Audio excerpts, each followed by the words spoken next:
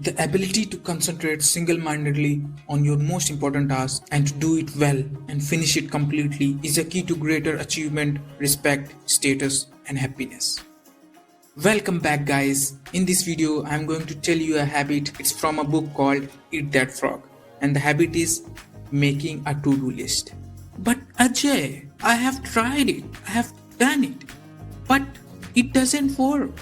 So let me tell you something, that you have been doing this in the wrong way. And in this video, I'm going to show you the right way to do that. But before that, you must know what happens if you don't make a to-do list. Number 1, information overload. In this modern world, everybody has a smartphone on their pocket.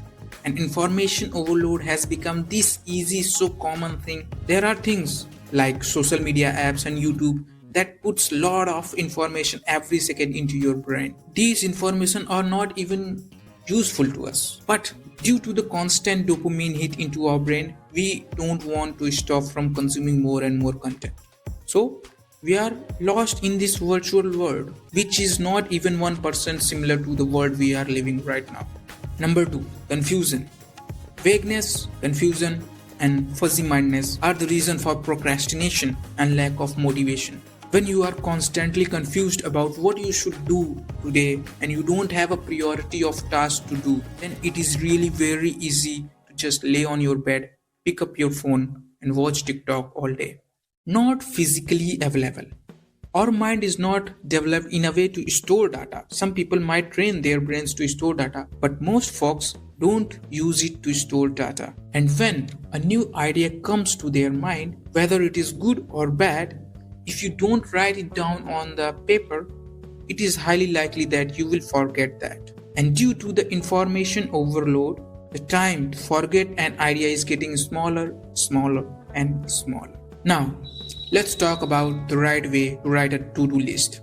Step 1. Take a physical sheet of paper, or you can buy any of the pocket diaries people usually carry around. But don't use apps, because you want to stay away from your phone in the first thing in the morning. And also, it doesn't give you the satisfaction to cut your task once you have completed that. Step 2. Write down today's date and start writing the task you want to accomplish today. And try to write them in order of their occurrence. Like first task you want to do in the first column and the second task goes in the second column, and so on. But if you forget something, then don't worry. Just write that at the end of the list. Step 3. Break your bigger tasks on step-to-step activities, and then you can start on your first activity. Try using ABCDE method. When you have written all your tasks, add ABCDE on your task according to their priorities before you begin. A stands for very important task, must do. B stands for should do, mild consequences, a task which I should do but it's not important, then A1. C stands for nice to do but has no consequence. D stands for can be delegated to other person. E stands for eliminate. You eliminate these tasks from your list. If something more important occurred, then it can be done as A1, A2 and A3 and so on. Step 4. When you have completed a task, then you cut it, but only once you have completed that. Many people think that I'll just cut it right now and I'll do that later. But this doesn't work. You don't have to be that person. You must cross the task only once you have completed that. Now, I'm going to tell you 3 reasons why this works. Number 1. When you write down your task, you give them a tangible form on which you can think and work and improve that. Number 2.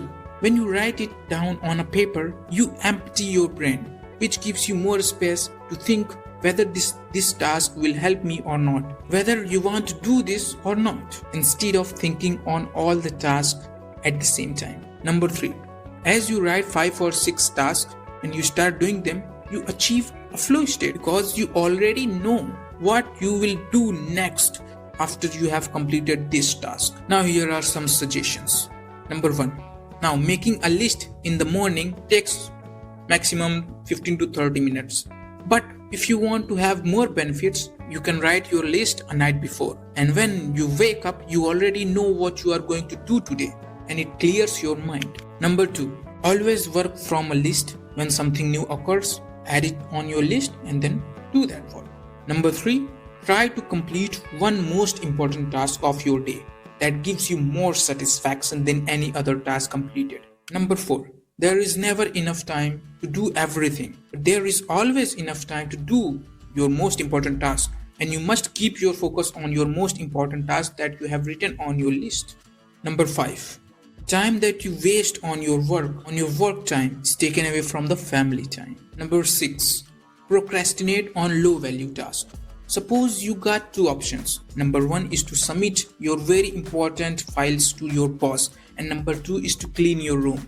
Then the obvious choice should be always option 1, because it gives you more satisfaction than cleaning your room, and you can procrastinate or postpone your option 2, cleaning your room. I'm not saying that cleaning your room is not a good habit. I'm just saying that giving your important files to your boss gives you far more satisfaction and consequence than cleaning your room. And once you have done your first task, then you can focus on cleaning the room part, but never do the opposite.